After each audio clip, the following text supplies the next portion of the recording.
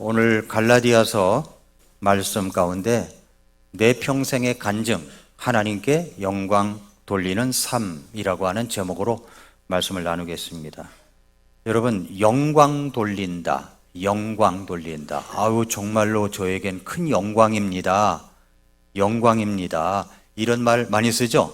근데 영광이라는 말이 무슨 말일까요? 제가 옥스퍼드 사전을 찾아보니까 영광이라는 말은 이렇게 되어 있습니다.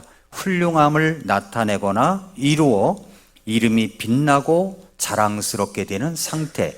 첫 번째 뜻이 있고, 두 번째 뜻은 뭐냐면 훌륭한 사람을 대하게 되어 기쁘고 자랑스러움을 느끼게 되는 상태를 말합니다. 하나님께 영광 돌리는 삶. 오늘 갈라디아서 1장 24절에 나로 인해 하나님께 영광을 돌렸느니라. 나로 인해 하나님께 영광을 돌렸느니라. 이 말이 무슨 말입니까? 하나님께 영광을 돌린다? 영광이라는 뜻을 정확히 알아야 되잖아요. 그래서 영광이라는 단어를 히브리어로 찾아보니까 히브리어 단어가 카보드라고 하는 단어인데, 이 말은 어려움, 중량, 무거움, 가치, 명성, 영예라는 뜻이 많이 들어 있습니다. 근데 이 말이 사람에게 쓰이는 경우에는 그 사람이 중요한 인물이거나 또한 자산가임을 뜻하고, 그리고 나라의 강대함을 나타나는 데도 사용됐던 단어입니다. 그래서 카보드라는 단어가 하나님께 사용에 대해서 하나님의 본질적인 가치와 그의 장엄한 광휘를 나타내는 모든 의미가 들어 있습니다. 그래서 광휘, 명성, 그리고 가치 등의 의미를 지니고 있다고 하는 것입니다. 근데 그리스어로 영광이라는 단어는 독사라고 하는데, 이것은 의견이나 명성을 의미합니다. 명성이라는 뜻이 들어있어요. 그래서 하나님의 영광이라는 말은 본질적으로 하나님께 속한 것으로서 하나님의 성품의 부수적인 것이 아니라 본질적인 특성이 있다라고 볼 수가 있는 것입니다. 그래서 하나님께 영광을 돌린다, 이 말을 종합해 보면 이런 뜻입니다. 우리가 어떤 사람을 영화롭게 한다는 것은 그의 고유한 가치와 아름다움을 인정하는 것이고 그 특징을 공개적으로 말하는 것을 의미하는 겁니다. 그러니까 하나님께 영광을 돌린다는 말은 하나님의 고유한 가치, 하나님의 아름다움, 하나님의 놀라움을 인정하는 것이고 그것을 공개적으로 말하는 것을 이야기하고 있는 것입니다. 오늘 본문에서 우리는 이런 것을 생각해 볼 수가 있죠. 나로 인해 하나님께 영광을 돌렸느니라. 우리는 어떻게 하나님께 영광을 돌려드릴 수가 있을까요? 우리는 어떻게 내 평생의 삶 속에서 하나님께 영광 돌리는 삶을 살 수가 있을까요? 제가 오늘 말씀을 통해서 두 가지로 나누어서 말씀을 드리겠습니다. 첫째는 뭐냐면 분명한 복음을 제시하는 겁니다. 분명한 복음을 제시하는 거예요. 갈라디아서 1장 11절 12절에 보면은 그러나 형제들아 내가 너희에게 확실히 알리노니 내가 선포한 복음은 사람을 따라 나지 아니하였느니라. 나는 그것을 사람에게서 받지도 아니하고 배우지도 아니하였으며 다만 그것은 예수 그리스도의 계시에 의해 말미암았느니라. 이렇게 말씀했습니다. 그러니까 사도 바울은 자신의 사도직 직분을 믿을 수 없다는 이 대적자들의 주장에 직접적으로 세 가지 부정어를 쓰면서 자신을 변호합니다. 뭐라고 얘기하냐면 내가 선포한 복음은 지난 주일에도 말씀을 드렸지만 이 복음이라고 하는 놀라운 은혜를 이야기할 때 이 내가 선포한 복음, 참 복음이 있는가 하면 다른 복음도 있죠. 다른 복음은 뭡니까? 거기에 행위가 들어가고 율법이 들어가고 어떤 전통이 들어가 있어서 그것을 믿음 플러스 알파, 어떤 것을 행해야만 구원받는다고 하는 것은 모두 다 다른 복음입니다.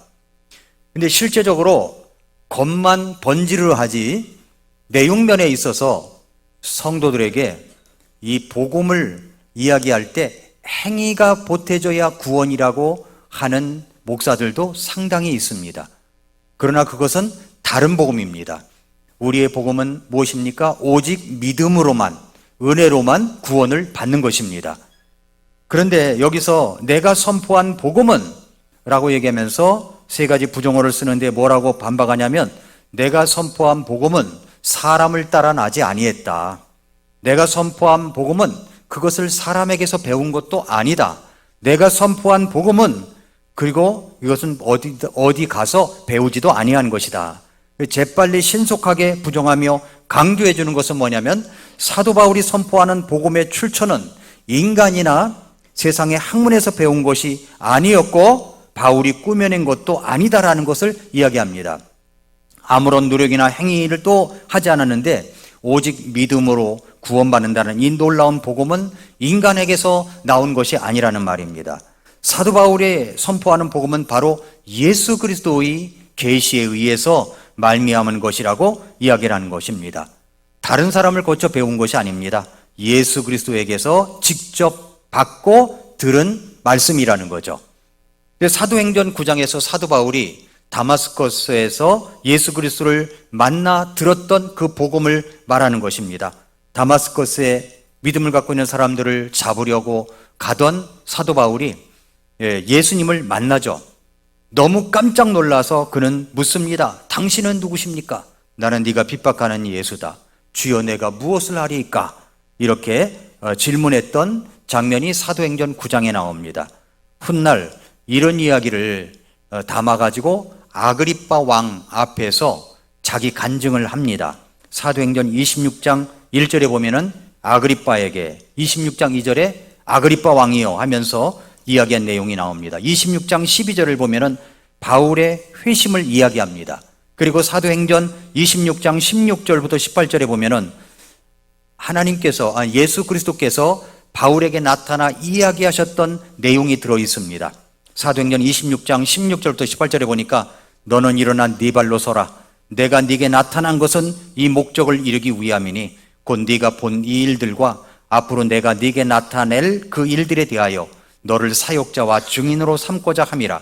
내가 너를 백성과 이방인들에게서 구출하여 이제 그들에게 보내는 것은 그들의 눈을 열어 그들을 어둠에서 빛으로 사탄의 권세에서 하나님께로 돌아오게 하려 함이요 이로써 그들이 믿음 즉 내 안에 있는 그 믿음으로 죄들의 용서를 받고 거룩히 구별된 자들 가운데서 상속 유업을 받게 하려 함이라 하셨나이다. 그러니까 사도 바울이 다마스쿠스에서 예수님을 만났을 때 이런 놀라운 계시를 받았다는 겁니다. 그 이야기를 아그리빠 왕 앞에서 그 이야기를 하고 있는 겁니다. 그래서 사도행전 26장 18절에 보면은 분명하게 말씀하시는 내용이 있죠. 이로써 그들이 믿음, 즉 내 안에 있는 그 믿음으로 죄들의 용서를 받고 거룩히 구별된 자들 가운데서 상속 유업을 받게 하려 함이라 했습니다. 그래서 하나님께 영광을 돌린다는 말은 분명한 이 복음이 내 안에 이루어진 것을 말합니다. 분명한 복음이 내 안에 이루어진 것을 말합니다. 우리는 내 안에 이런 복음이 여러분 안에 들어온 적이 분명히 있으십니까?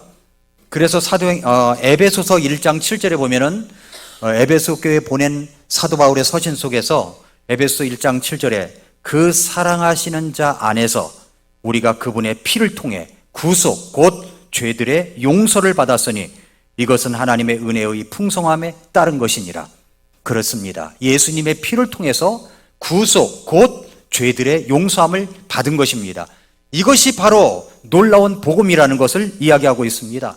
에베소 2장 8, 9절에 너희가 믿음을 통해 은혜로 구원을 받았나니 그것은 너희 자신에게서 난 것이 아니요 하나님의 선물이니라. 행위에서 난 것이 아니니 이것은 아무도 자랑하지 못하게 하려 함이니라.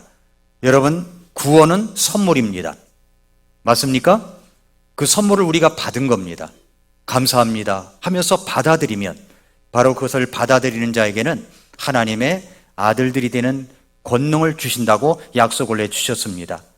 사도 바울이 골로새 교회 성도들을 향해서 서신을 쓸 때 골로새서 1장 3절부터 5절에서 우리가 너희를 위해 항상 기도하며 하나님 곧 우리 주 예수 그리스도의 아버지께 감사를 드리나니 이는 그리스도 예수님을 믿는 너희의 믿음과 모든 성도들에게 너희가 베푸는 사랑에 대해 우리가 들었기 때문이요 또 너희를 위해 하늘에 쌓인 소망으로 인함인데 이 소망은 너희가 전에 복음의 진리의 말씀 안에서 들은 것이라. 이 복음의 진리의 말씀, 이것이 무엇입니까? 은혜로 구원을 받는 겁니다. 믿음으로 구원을 받는 겁니다. 죄사함, 그 구원을 받은 것입니다. 이런 것들, 이게 하나님께 영광을 돌린다는 말은 분명한 복음을 내가 알고 믿고 그것을 나타내는 것입니다. 이것이 바로 하나님께 영광을 돌린다. 그래서 사도 바울이 그랬잖아요. 나로 인해 하나님께 영광을 돌렸느니라. 누가요? 사도 바울을 대적했던 사람들이, 아니면 유대인들 가운데서 믿음을 갖고 있던 사람들이 나로 인해 하나님께 영광을 돌렸느니라 라고 말씀을 하고 있는 겁니다. 이것이 첫 번째 하나님께 영광을 돌린다는 의미입니다. 두 번째는 내게 이루어진 분명한 간증을 나타낼 때 하나님께 영광을 올리는 겁니다. 갈라디아서 1장의 11절 이하의 본문은 사도 바울이 전하는 자기 간증이라고 할 수 있습니다. 자기 간증. 1장 24절에서 나로 인해 하나님께 영광을 돌렸느니라. 자신의 이야기를 통해서 하나님께 영광을 돌렸다고 하는 것은 자기 간증을 했다는 이야기입니다. 자기 간증. 사람이 죽음에서 살아나면 살아난 이야기를 합니다. 시중에 나와 있는 책 가운데 백만장자 메신저라는 책이 있습니다. 브랜든 버처드라고 하는 사람이 쓴 책인데, 이 사람이 어떻게 해서 이렇게 많은 사람들에게 동기부여 개발자가 됐느냐 하면은 교통사고가 나가지고 이 차가 굴렀댑니다. 몇 바퀴를 굴러가면서 머리는 멀쩡하니까, 이 생각은 멀쩡하니까 생각을 하게 됐대요. 아, 내가 이렇게 해서 죽는 거구나. 내가 좀 더 올바르게 살았으면 얼마나 좋았을까. 하나님, 내 자신의 생명을 한 번만 더 살려주세요. 이런 것들이 차가 몇 바퀴 굴러가면서 들었다는 겁니다. 여러분, 우리가 죽음의 위기를 만나면은 정말 어떤 깊은 생각을 갖게 됩니다. 여러분이 수술을 앞두고 있다든가, 아니면 암 선고를 받았다든가, 아니면 사고를 났을 때든가, 이럴 때 드는 생각들이 있어요. 근데 이 브랜든 버처드라고 하는 사람도 그 생각 속에서 있다가 앰뷸런스 소리가 들리고 자기가 어디론가 실려가는 것을 느꼈답니다. 그리고 나서 자기가 다시 살아나면 이렇게 살겠다라고 하는 그런 마음을 감추고 있었는데, 이야기를 자기의 생각 속에 있었던 것들을 이야기로 담아서 내가 죽어봤었는데, 죽음 직전까지 갔었는데 이렇게 생각이 들었다고, 그래서 나는 앞으로 이렇게 살겠다고 하는 이 동기부여 개발자가 됐다는 겁니다. 그래서 사람들이 한 사람 모이고 두 사람 모이고 10사람 모이고 많은 사람들 앞에서 강연을 하게 되고 동기부여를 하고, 이렇게 해서 동기부여 자기 개발자가 됐는데, 그래서 백만장자 메신저가 됐다는 겁니다. 그분은 그런 이야기를 하면서 돈도 많이 벌고 많은 사람들에게 동기부여도 하고 그랬다는 거죠. 여러분, 죽음에서 살아난 사람 다 이렇게 해서 동기부여 개발자가 되는데, 우리 예수 믿고 구원받은 사람들은 영원한 지옥불에서 살아나 구원받아 영원한 천국에 갈 수 있는 자가 되었습니다.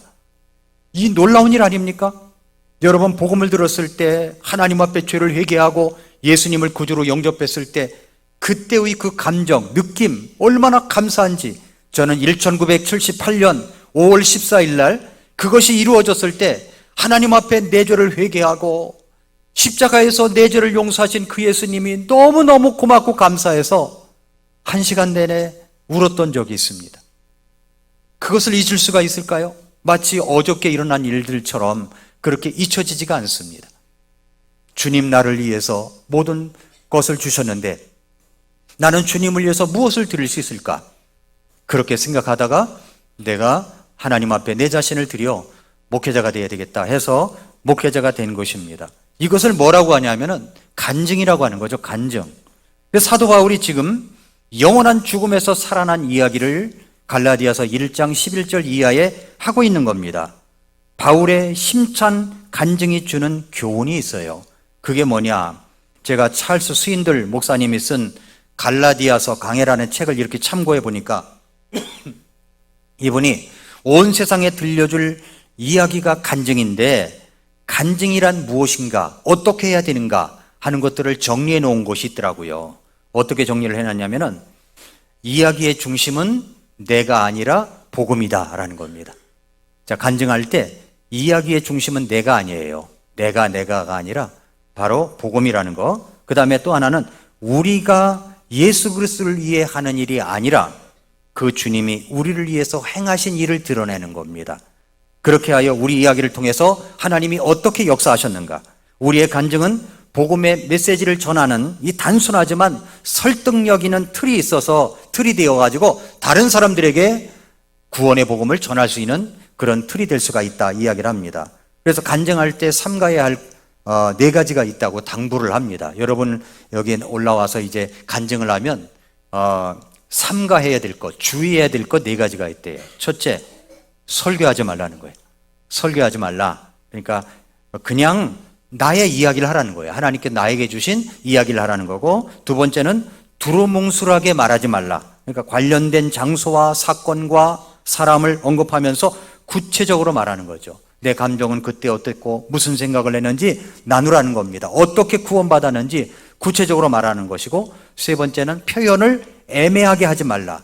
간단 명료하게 하라는 거죠. 쉬운 표현을 써가면서 명확하게 말하라고 이야기를 합니다. 그리고 네 번째는 자신을 변호하지 말라. 그냥 이야기를 당당하게 말하라 이야기를 하고 있습니다. 그러면서 찰스 힌들 목사님은 간증할 때 꼭 해야 할 3가지. 첫 번째, 짧게 하라. 짧게 하라. 간증 올라왔다 하면은 막 10분, 20분 이렇게 늘어나면 안 되고 짧게 하라는 거예요. 왜 그러냐면 바울이 14년에 걸친 기적적인 간증을 단 13구절로 압축해서 이야기하고 있다는 겁니다. 그러니까 우리도 짧게 하라는 거죠. 짧게. 그리고 논리적으로 하라는 겁니다. 논리적으로. 갈라디아서 1장에 나오는 바울의 예는 우리가 따라야 할 최고의 모범이라고 말하면서 예수님 믿기 전에 그 상태가 어떠했고 정확하게 어떻게 예수님을 믿게 되었는가 말하고, 예수님을 믿은 뒤에 내 삶은 어떻게 변했는가, 이렇게 말하는 것이 간증이라는 겁니다. 그리고 겸손하게 하라고 이야기를 합니다. 예수님 믿기 전에 나의 삶, 어떻게 예수님을 믿게 되었는가, 그 과정, 그리고 믿은 이후에 나는 어떻게 변화되었는가, 이렇게 간증을 압축할 수가 있습니다. 그래서 사도 바울의 간증을 보면은 자신의 구원의 간증을 나누는 이야기가 사도행전 22장에 나옵니다. 한번 사도행전 22장을 열어보시기 바랍니다. 22장 2절부터 이제 21절까지, 22장 2절부터 21절까지가 사도 바울의 구원의 간증을 이야기하는 거예요. 22장 2절부터 쭉 보면은 이런 말씀이 기록되어 있습니다. 바울이 자기를 변호한다는 이야기가 나오죠. 사람들아, 형제들아, 아버지들아, 내가 이제 너희에게 하는 변호의 말을 들으라 하면서 자기 변호지만 예수님의 이야기를 이야기하는 겁니다. 그가 히브리 말로 자기들에게 말하는 것을 그들이 듣고 더욱 조용히 함으로 그가 이르되, 나는 진실로 유대인인 사람으로 길리기아의 도시 다소에서 태어났으나 그 이 도시에서 가말리엘의 발밑에서 자라며 조상들의 율법의 완전한 방식에 따라 가르침을 받았고 이날 너희 모두처럼 하나님을 향해 열심히 있었노라. 그러니까 자기 과거를 지금 이야기하는 거죠. 자기 과거에 대해 이야기를 합니다. 내가 이 길을 핍박하여 사람을 죽이기까지 하고 남자들과 여자들을 결박하여 감옥에 넘겨주었는데 자신의 구원받기 전의 삶이 어떠했는가를 이야기하고 있습니다. 이러면서 22장을 쭉 전개해 나가는 겁니다. 한번 나중에 22장을 한번 여러분 보시고 또 26장을 열어보세요. 26장에 4절부터 23절에 보면은 이렇게 이야기합니다. 이것도 아그리빠 왕 앞에서 자기 간증을 한 겁니다. 4절에 내가 어렸을 때 처음으로 예루살렘에서 내 민족 가운데서 지내는데 그때부터 내가 살아온 방식은 모든 유대인들이 아나이다. 유대인들의 방식으로 지금까지 살아왔다는 겁니다. 길리기아 다소에서 태어나서 아버지가 좀 더 훌륭한 사람이 되거라 해가지고 예루살렘에 유학을 보냈다는 거죠. 그래서 거기서 자랐습니다. 그리고 이제 5절에 보니까 그들이 처음부터 나를 알았으니 만일 그들이 증언하려 한다면 내가 우리 종교의 가장 엄한 분파를 따라 바리새인으로 살았다 하리이다. 그러니까 사도 바울은 과거에 정말 철저한 유대인으로서 바리새인으로서 율법을 지켜 행하는 자로서 그렇게 살았다고 하는 것입니다.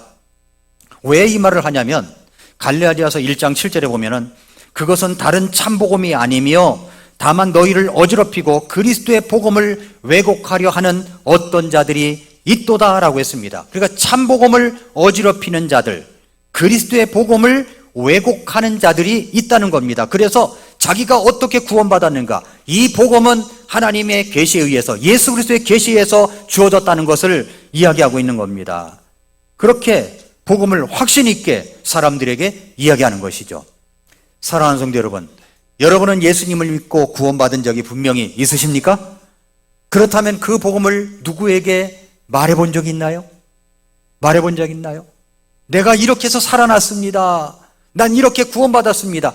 내 신세 타령하라는 이야기가 아닙니다. 내가 어떻게 살아왔는가 이걸 이야기하라는 게 아니에요. 내가 전에는 어떤 사람이었지만 예수님을 믿고 구원을 받아서 이렇게 변화되었다고, 예수님을 믿고 나니까 너무 행복하다고, 그리고 당신도 한번 믿어보라고, 이런 이야기를 할 수 있는 기회 우리에겐 많을 것입니다. 정말 많아요. 이 복음을 가장 정확하게 확신 있게 알고 있는 사람들이 왜 입을 다물고 있느냐는 겁니다.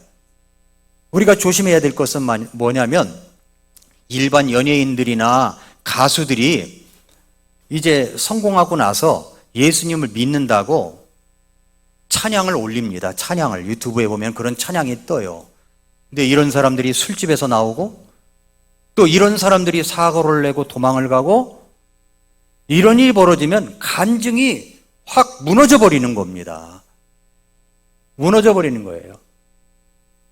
지난 주간에도 제가 우리 3P의 사무실에 갔다가 강규영 대표님하고 이렇게 이야기를 나눈 중에 어떤 장로님이 찾아와서 뭐 설명을 하고 뭐하고 하는데, 나가면서 하는 말이 뭐냐면, 대표님 나중에 저하고 한번 술 한잔 하시죠? 그러면서 나가더라는 거예요. 경악을 금치 못했다는 거예요.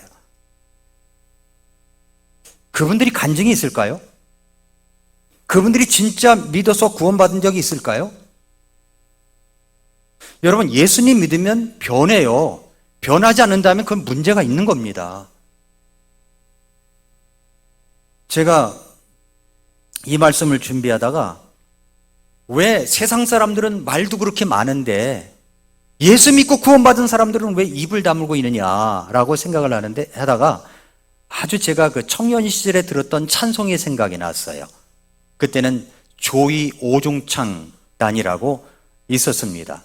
그러니까 아주 까마득한 이야기죠. 여러분들 가운데는 다 들어본 적이 없을 거예요. 조이 오중창단 찬송이 있어요. 그 유튜브에 떠 있더라고요. 근데 그때 이제 제가 다니던 교회의 찬양대에서 불렀었어요. 그 찬양을. 근데 어떤 찬양이냐면 이런 찬양입니다. 아마 알고 있는 분도 계실 거예요. 세상 모든 사람들은 말을 합니다. 큰 소리로 자기들의 말을 합니다. 쓸데없는 속임수의 말도 하는데 우리 믿는 성도들은 왜 말 않을까? 만방에 알리세 하나님 사랑 하면 또 하나님 사랑 하면서 이렇게 이제 이게 합창단, 그렇게 이제 오중창단 그런 찬양이에요. 아니, 세상 사람들은 쓸데없는 말도 그렇게 많이 하는데 예수 믿고 구원받은 하나님의 자녀들은 왜 입을 다물고 있냐는 겁니다. 지금도 그 찬양이 잊혀지잖아요. 사도 바울은 그렇게 다른 복음을 전하면서 사도 바울에게 대적하는 어떤 자들에게 말하고 있는 겁니다. 그러면서 자기의 과거를 이야기해요. 과거, 갈라디아서 1장 13절 14절 보세요. 과거에 그랬죠. 누구든지 과거가 다 있습니다. 예수 믿기 전에 삶이 있어요. 과거에 유대인들의 종교 안에 있을 때 행한 나의 행실에 관해 너희가 들었는데, 내가 하나님의 교회를 극도로 핍박하여 피폐하게 하였고 내 조상들의 전통에 대해 더욱 심히 열심을 내어 내 민족 가운데서 나와 동동한 많은 사람들보다 유대인들의 종교에서 앞서 나갔다고 이야기를 합니다. 과거에 누구에게나 과거가 있죠? 사도 바울도 과거가 있었습니다. 사도 바울은 과거에 어떤 사람이었냐면은 두 가지를 이야기합니다. 여기에서 뭐라고 그랬냐면은 나는 종교에 열심을 가졌던 사람이다 라고 이야기합니다. 여기 13절이 그랬잖아요. 유대인들의 종교 안에 있을 때 그랬잖아요. 종교가 뭡니까? 종교란 뭐냐면 인간이 하나님을 향해서 찾아가는 행위를 말합니다. 그러면 모든 종교, 불교도 되고 유교도 되고 마오미도 되고 뭐 천주교도 되고 그렇게 되겠죠. 그게 종교예요, 종교. 그러나 우리는 종교를 믿는 게 아닙니다. 종교를 믿는 게 아니에요. 우리는 복음을 믿는 사람들입니다. 복음이란 뭐냐면 하나님께서 인간의 몸을 입으시고 이 땅에 오셔서 우리의 죄를 용서해 주신 예수 그리스도의 사랑을 말합니다. 그러니까 우리는 복음을 믿는 사람들이지 우리는 종교적인 사람들이 아니에요. 물론 세상에서 종교가 뭐냐 이렇게 분류하는 그런 것도 있지만, 그러나 우리는 엄밀히 따지면 종교를 믿는 사람들이 아니에요. 그래서 사도 바울이 뭐랍니까? 나는 종교에 열심을 가졌던 사람이다. 무슨 종교입니까? 유대인 종교. 사도 바울이 그랬던 사람이에요. 그리고 어떤 그 종교에 열심히 있었는데 하나님의 교회를 극도로 핍박을 했고 하나님의 교회를 핍박하고 피폐하게 만들었다는 겁니다. 이게 사도 바울의 옛날에 과거에 있었던 일이에요. 사도행전 22장 4절 5절에 보니까 내가 이 길을 핍박하여 사람을 죽이기까지 하고 남자들과 여자들을 결박하여 감옥에 넘겨주고, 그리고 대제사장과 장로들의 지위를 가진 모든 사람들이 나에 대해 증언하는 바다. 내가 사람들을 죽이기도 하고 결박하여 감옥에 넘겨주기도 하고 그랬다는 겁니다. 그게 사도 바울의 과거였어요. 사도행전 26장 10절부터 11절에 보니까 참으로 나도 나사렛 예수님의 이름을 대적하여 예수님의 이름을 대적했답니다. 대적. 내가 많은 일을 해야만 한다고 스스로 생각하였고, 종교를 가졌으니까 많은 일을 해야 한다고 생각하잖아요. 많은 일을 해야 구원받는다고 생각하잖아요. 여러분, 믿음 플러스 행위를 더해야 구원받는다고 하면은요, 그 교회를 목회하는 목사는 목회하기가 쉬워요. 왜 그런지 아닙니까? 행위를 이끌어내면 성도들이 더 열심을 하거든요. 더 열심히 하니까 뭔가 교회가 돌아가는 것 같고 뭔가 건강한 것 같고, 그렇지만 그건 병들은 겁니다. 왜냐하면 믿음으로 구원받는 거지 행위로 구원받는 게 아니에요. 근데 거기다 율법을 더한다고요? 어떤 행위가 없으면 그것이 구원이 없어진다고요? 이렇게 가르치는 교회들, 대형교회 목사들도 있다는 이야기입니다. 잘못된 거죠. 여러분, 우리가 많은 일을 해야 구원받는 게 아닙니다. 내가 죄인인 걸 알고 하나님 앞에 죄를 회개하여 나를 구원하신 예수님을 믿기만 하면 구원을 받는 겁니다. 내 마음에 내가 뭘 해야만 구원받는 게 아니에요. 사도 바울은 많은 일을 해야만 한다고 스스로 생각해서 예루살렘에서 또한 그 일을 행했다고 얘기합니다. 그리고 수제사장들로부터 권위를 받아가지고 성도들 중 많은 사람을 감옥에 가두었고, 죽일 때 그들을 대적하는 목소리를 냈으며 스데반이 죽을 때 그랬지 않습니까? 또 모든 회당에서 여러 번 그들에게 형벌을 주고 그들에게 억지로 신성 모독하는 말을 하게 하고 그들을 향해 심히 격분해서 심지어 낯선 도시들에게까지 가서 그들을 핍박했다고 이야기를 합니다. 사도 바울은 이렇게 종교적인 사람이었어요. 사도 바울은 또한 14절에 보니까 전통을 따르던 자였다고 얘기합니다. 전통. 여러분, 전통은 참 좋은 것이라고 생각합니다. 전통은 좋은 거예요. 그러나 전통이 성경보다 우위가 있으면 이건 문제가 되는 겁니다. 성경보다 전통이 우위가 있는 곳이 어디입니까? 천주교회가 그런 겁니다. 천주교회는 성경보다도 교황의 말이 더 우위가 있어요. 그 전통을 따른다는 것이, 이것이 좋은 것도 있지만 성경보다 우위가 있으면 이것은 큰 문제가 되는 것입니다. 교회의 아름다운 전통은 중요할 때가 많아요. 그러나 전통이 성경보다 우위가 있어서는 안 된다는 거죠. 사랑하는 성도 여러분, 여러분 과거에 어떤 사람들이었습니까? 다른 성경에서 사도 바울은 우리들의 모습을 이야기하는데 에베소서 2장 1절부터 4절에 보니까 범법들과 죄들 가운데서 죽었던 너희를 하나님께서 살리셨도다.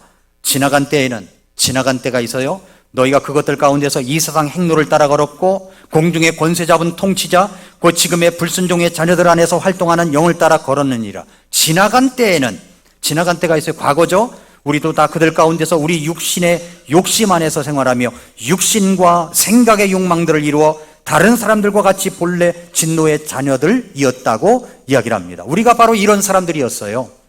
그런데 과거는 그랬는데 이제 현재 어떻게 됐습니까? 여기 15절에 보니까 갈라디아서 1장 15절에 그러나라는 말이 나와요. 그러나 내 어머니의 태에서부터 나를 구별하시고 자신의 은혜를 통해 나를 부르신 하나님께서, 구별하고 부르신 하나님, 미리 아심을 통하여 내 어머니 태에서부터 구별하시고 은혜를 통해 부르신 하나님의 역사, 이걸 짤막하게 이야기하면 그렇다는 겁니다. 사도 바울은 예수님을 만나서 주여 당신은 누구십니까? 나는 핍박하는 예수다. 예수님을 만났을 때 자기가 예수님은 없다, 그것은 가짜다, 하나님의 교회들을 핍박하고 그 믿는 사람들을 감옥에 가두고 죽이기까지 했던 사람이 나는 네가 핍박하는 예수다, 직접 그 음성을 들었을 때 그 자리에 무릎을 꿇고 예수님을 믿게 되었고, 그리고 하는 말이 주여 내가 이제부터 무엇을 하리이까, 이 질문을 예수님께 했다는 것입니다. 이게 사도 바울의 구원의 이야기예요. 사도 바울은 분명한 구원받은 확신이 있었습니다. 그리고 나서 16절에 이야기합니다. 내가 자신의 아들을 이교도들 가운데서 선포하도록 그분을 내 안에 계시하시기를 기뻐하셨을 때에, 자, 예수님께서 사도 바울을 만난 다음에 이야기했죠. 네가 많은 사람들에게 구원의 복음을 전하고 특별히 이방인들에게 복음을 전해야 된다는 것을 말씀하셨습니다. 그랬을 때 사도 바울이 어떻게 했냐면은 내가 곧바로 혈육과 의논하지 아니했다고 이야기를 합니다. 혈육과 의논하지 않았어요. 사도 바울은 그런 일을 이루기 위하여 과정을 거쳤는데 혈육과 의논하지 않았습니다. 집에 가서 예수님 믿는데 예수님 믿어도 될까요? 안 될까요? 그렇게 물어봅니까? 내가 예수님 믿기 위하여 더 훈련을 잘 믿는 사람이 되기 위하여 훈련을 받고 싶은데 그렇게 해야 될까요? 말까요? 그렇게 이야기를 합니까? 아닙니다. 여러분, 우리 중고등학생들도 우리 어린이들도 예배 이렇게 나와서 예배를 드리는데 부모님 잘 만나서 이렇게 와서 예배를 드리지 않습니까? 그러나 제가 어렸을 때는 저의 부모님은 불교를 믿었었어요. 예수님 믿는다고 하니까 그때부터 저를 핍박하기 시작하는데 주일날이면 아침 일찍 도망 나와가지고 예배당에서 이제 교회 가서 하루 종일 있다가 저녁 늦게 들어가면 저희 아버지가 제 방에서, 지금도 기억이 나요, 찢어진 문틈 사이로 보니까 담배를 뻐끔뻐끔 피시면서 그러면서 저를 기다리고 있는 거예요. 아니, 대문을 걸어 잠그고 기다리고 계시는 거예요.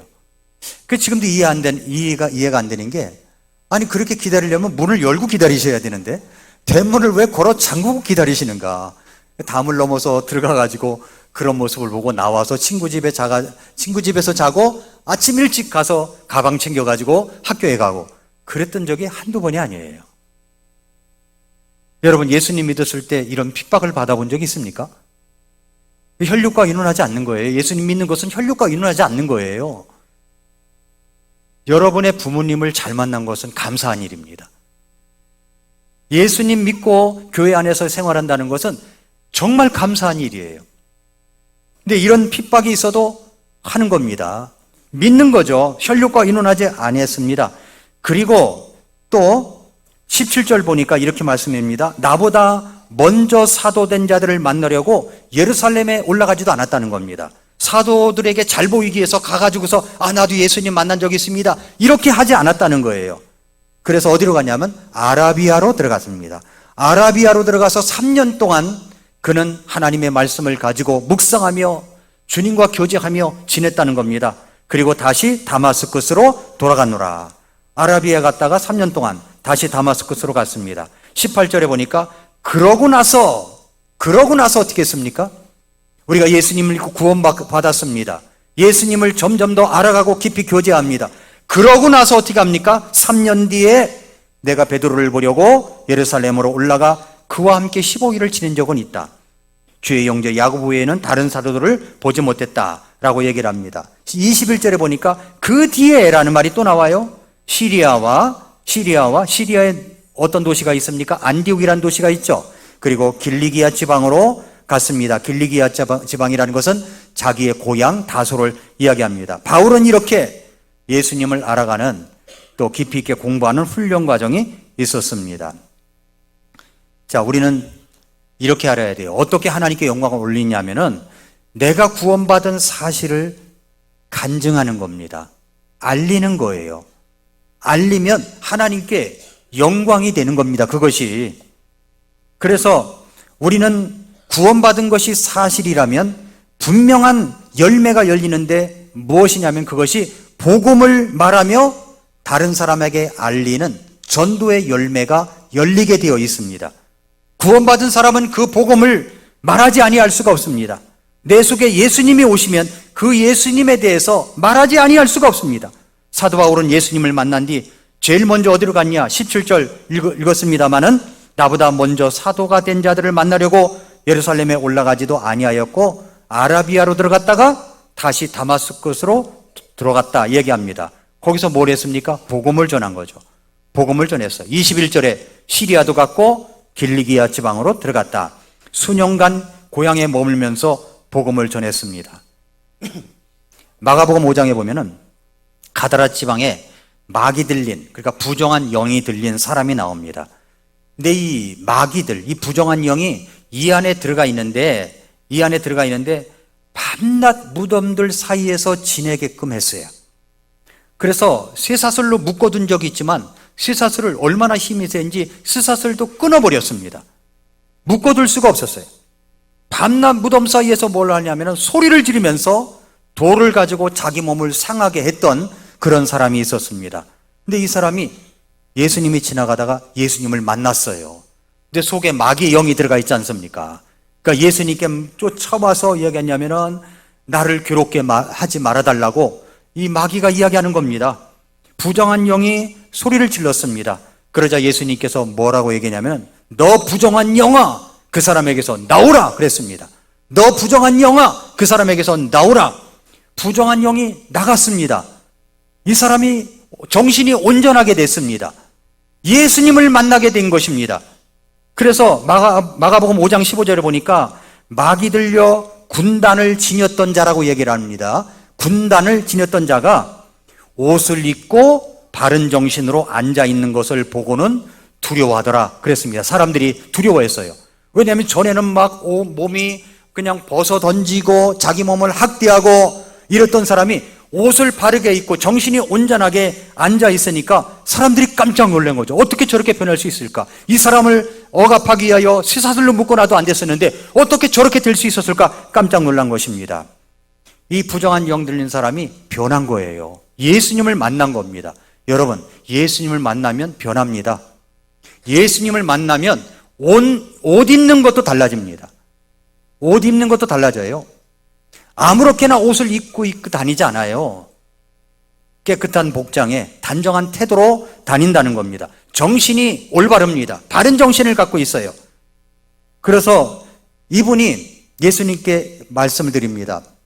예수님, 제가 예수님을 따라다니고 싶습니다.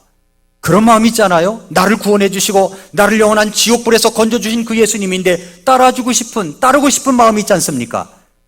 그런데 예수님께서 뭐라고 말씀하시냐면은 따라오너라, 나를 따라오너라 말씀하신 것이 아니라 뭐라고 말씀하냐면은 집으로 네 친지들에게 가서 주께서 너를 위해 얼마나 큰 일들을 행하시고 너를 불쌍히 여기셨는지 그들에게 고하라. 그러니까 집으로 가라는 겁니다. 집으로 가서 네가 구원받은 것, 네가 예수님을 만난 것, 네가 온전하게 된 것을 이야기하라고 이야기했습니다. 그래서 이 사람은 고향인 데가볼리에서 예수님께서 자신을 고치신 분 메시아라는 사실을 전했고 사람들이 놀랬다는 이야기가 마가복음 5장에 기록되어 있습니다. 성도 여러분, CBS 뉴스에서 발표한 바에 의하면 우리나라 10명 중에 4명은 명목상 교인이라고 이야기를 했습니다. 설문조사를 해보니까 명목상 교인이라는 거예요. 명목상 교인이라는 것은 무슨 말이냐면은 그냥 교회만 나온다는 겁니다. 복음하고는 상관이 없어요. 구원하고도 상관이 없어요. 그냥 교회만 다니는 거예요. 교회만 왔다 갔다. 자기 마음에 안심이 안 되니까 안심시키기 위해서 교회 왔다 예배드리고 갔다. 다시 또 일주일 동안 아무렇게나 살다가 교회 왔다 안심시키고 또 가고. 이런 사람들이 명목상 교인이라는 겁니다. 명목상 교인. 10명 중에 4명인데 뭐라고 얘기하냐면은 점점 더 많아질 것이다 라고 얘기를 합니다. 교회 다니는 사람 가운데 구원의 확신이 없는 사람은 절반이 넘는다고 이야기를 하고 있습니다. 그렇다면 여러분, 우리에게 질문을 던져봐야 돼요. 여러분은 그냥 교회만 왔다 갔다 하는 사람입니까? 복음적이고 성경적인 교회를 다니면 저절로 구원받나요? 그렇지 않습니다. 내가 하나님의 말씀을 만나 복음을 만나 죄인인 것을 깨닫고 죄를 회개하고 그리고 그 나를 용서하신 예수님을 마음의 구주로 영접한 적이 있어야 구원받는 겁니다. 사도 바울은 지금 그 이야기를 하는 겁니다. 나로 말미암아 하나님께 영광 돌리는 것이 무엇입니까?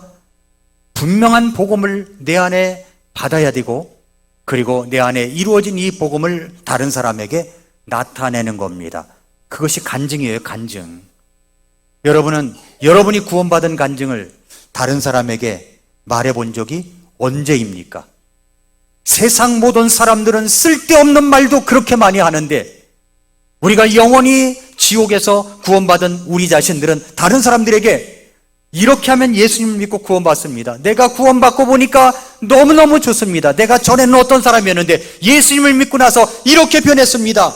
라고 하는 이 구원의 복음을 다른 사람들에게 알려본 적이 있습니까? 여러분 가족들에게 말한 적이 있나요?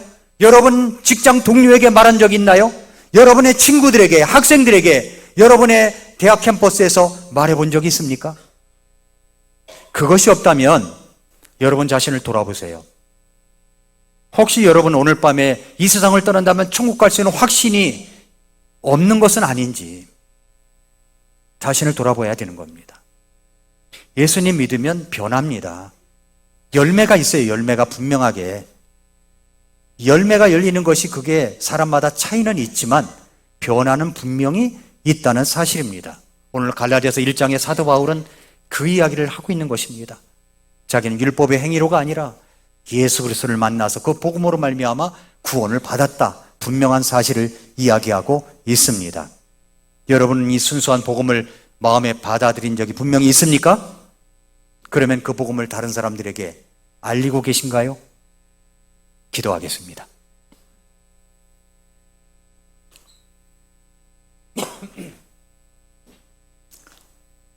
조용히 머릿속에서 기도하겠습니다.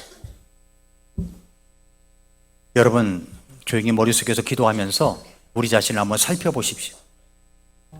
여러분은 오늘 밤 죽으면 천국 갈 수 있는 확신이 있습니까? 없으시면 오늘 구원받아야 됩니다.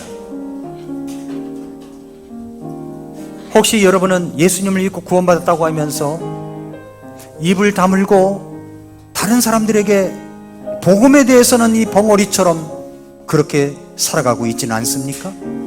왜 그럴까요? 복음에 열정이 있으면 다른 사람에게 말하지 아니할 수가 없습니다. 복음을 전해야 되는 겁니다. 복음을 나누어야 돼요. 혹시 여러분 가운데 아직 난 오늘 밤 죽으면 천국 갈 수 있는 자신이 없습니다, 이런 분 계시면 제가 여러분을 위해서 기도해 드리겠습니다. 그런 분 계시면 잠깐 손을 들었다 내려주시면 감사하겠습니다. 목사님, 저 아직 구원받지 못했습니다. 그러나 제가 구원받고 싶습니다. 목사님, 저를 위해서 기도해 주십시오. 그런 분 계시면 잠깐 손을 들었다 내려주시기 바랍니다. 예. 우리 어린이 2명이 손을 들었어요. 전사님 확인해 주세요. 예. 그 다음에 여러분이 구원받았다면 이제 어떻게 살아야 됩니까? 마음에 이루어진 것을 다른 사람들에게 전해야 됩니다. 알리십시오. 세상 모든 사람들은 쓸데없는 말도 그렇게 많이 하는데 왜 나는 입을 다물고 전하지 않느냐 하는 겁니다. 우리 마음을 다시 한번 돌아보고 하나님 앞에 내 잘못을 회개하고 다시 뜨겁게 이 복음의 열정을 가지고 전하는 여러분들이 되시기 바랍니다. 그 결심을 우리 주님 앞에 기도하겠습니다. 같이 기도하겠습니다.